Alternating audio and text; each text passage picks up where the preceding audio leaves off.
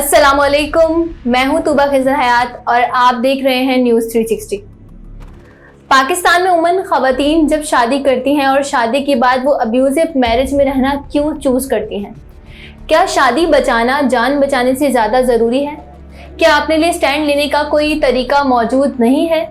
ये है आज का मुद्दा और इस पर आज के मुद्दे में बात करेंगे। नाज़रीन, आज के टॉपिक को सिलेक्ट करने की सबसे मेन जो वजह थी वो ये थी कि एक बहुत ही मशहूर शो है जो बोल्ड टीवी पे नशर होता है, द इंस्टा शो, जिसकी मेज़बान मतीरा खुद होती हैं। मतीरा खुद किसी तारुफ के मोहताज नहीं है, एक इंतहाई बहादुर ब्रेव लड़की जो अपने बारे में या किसी के बारे में भी बात करने से ना कतराती है, ना घबराती है और ना ही वो अपने कहे हुए वर्ड्स से जो है वो पीछे हटती है। वो हर वो बात कहती है जो इस माशरे के लिए तल्ख हकीकत है। चाहे वो भी रिसेंटली राबिया नम का उठकर शो से जाने पर स्टैंड लेना हो या कोई भी बात हो, हम ये देखते हैं कि मतीरा उस पर बात करती हैं और वही बात करती हैं जो सही बात होती है। मतीरा के शो में क्योंकि मुख्तलिफ मेहमान आते रहते हैं, तो इस बार मतीरा के शो में जो मेहमान बनकर आई वो कोई और नहीं बल्कि शाहताज खान थी। अगर आप टिकटॉक देखते हैं और आपका ज़्यादातर वक्त टिकटॉक पे गुजरता है और अगर आप टिकटॉक नहीं भी देखते हैं तो आप शाहताज खान को जानते होंगे क्योंकि वो किसी तारुफ के मोहताज नहीं हैं। बहुत ज़बरदस्त और बहुत ही ज़्यादा टैलेंटेड टिकटॉकर हैं और उनकी बहुत बड़ी फ़ैन फॉलोइंग है और बहुत सारे लोग हैं जो उन्हें चाहते हैं, सराहते हैं और पसंद करते हैं। शाहताज खान का जो सफ़र था ये बोल से ही शुरू हुआ था। वो वकार जगह के एक शो में बोल हाउस में आई थी, जहाँ पर अगर जो लोग बोल हाउस को फॉलो कर रहे होंगे उन्हें अच्छे तरीके से याद होगा कि उन्होंने अपनी मैरिज के बारे में बताया था और ये भी बताया था कि उनका एक बेटा भी है। ताहम बोल हाउस में जब वो आई थी वो इतनी ज़्यादा मशहूर नहीं थी, मगर उसके बाद बोल हाउस के बाद वो आहिस्ता आहिस्ता जब टिकटॉक पर आई और टिकटॉक के प्लेटफॉर्म को उन्होंने इस्तेमाल किया तो उनकी शोहरत में दिन ब दिन इजाफा होता गया और वो लोग उनकी वो वाली बात से शायद कनेक्ट करना भूल गए या उनको याद ही नहीं है कि वो ही शाहताज है जो बोल में आई थी। तो बहरहाल ये बात यहाँ तक चलती है। उनकी वीडियोस में शाहताज की एक बच्चा दिखता है और लोग अक्सर उसे कंपेयर करते हैं कि शायद ये शाहताज का छोटा भाई है क्योंकि वो बच्चा उसकी बिल्कुल कलर आइज और बहुत खूबसूरत है, बिल्कुल शाहताज में मिलता है। तो ऐसा लगता था और लोग ऐसा मानते थे कि भाई वो शायद शाहताज का भाई है।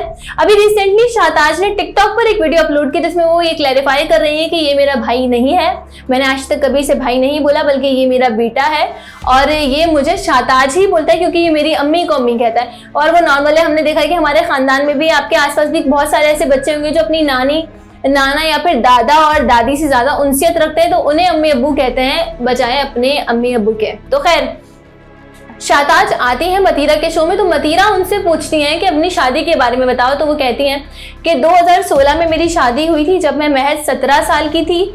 मेरी शादी बिल्कुल परियों की कहानी की तरह नहीं थी, कोई फेरी टेल नहीं थी, बल्कि बहुत ही ज़्यादा मुश्किल से घिरी हुई शादी थी।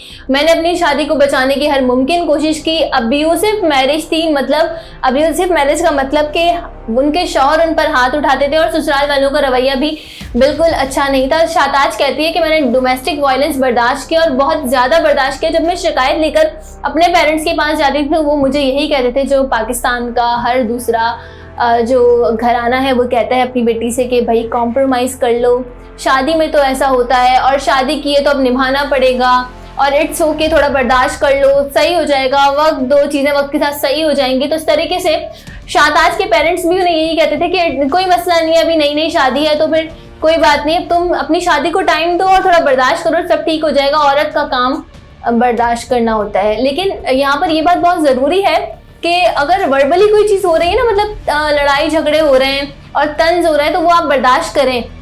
हम ये नहीं कह रहे कि आप वो बर्दाश्त नहीं करें, वहाँ आप थोड़ा सब्र का दामन पकड़ें कि कभी थोड़ा आप बोले और कभी थोड़ा सामने वाला बोले, दोनों एक साथ ना बोले क्योंकि इस तरीके से लड़ाई बढ़ती है। लेकिन अगर हाथ उठ रहा है, जब हाथ उठने तक नौबत आ रही है तो फिर बोलना बनता है, बोलना नहीं बनता बल्कि एग्जाम्पल बनना बनता है अपने ख़ानदान की बाकी तमाम लड़कियों के लिए और अपनी सोसाइटी की बाकी लड़कियों के लिए। तो खैर बहरहाल शाहताज ये भी बताती हैं कि फिर जब मैं प्रेग्नेंट हुई तो मुझे ये कहा गया कि ये जो बच्चा है इसका मिसकैरेज कर दो, ये बच्चा नहीं चाहिए। और उनको प्रेगनेंसी के दौरान भी उनका शौहर जो है वो मारता पीटता था, इस लेवल तक हुआ।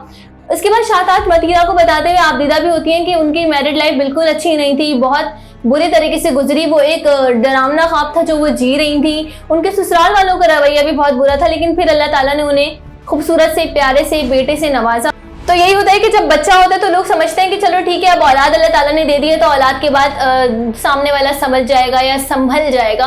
लेकिन शाहताज कहती हैं कि ऐसा नहीं हुआ, और फिर उन्होंने वाकई उसके बाद उन्होंने अपने लिए स्टैंड लिया और वो अपने घर आ गई और खुला की दरख्वास्त जो है वो दायर कर दी। और उसके बाद अब वो कह रही हैं कि वो अपनी ज़िंदगी बहुत सुकून से गुजार रही हैं, और ये बताते बताते वो आबदीदा भी हुई हैं, क्योंकि 17 साल की उम्र और सिर्फ 1.5 साल उनकी शादी चल सकी।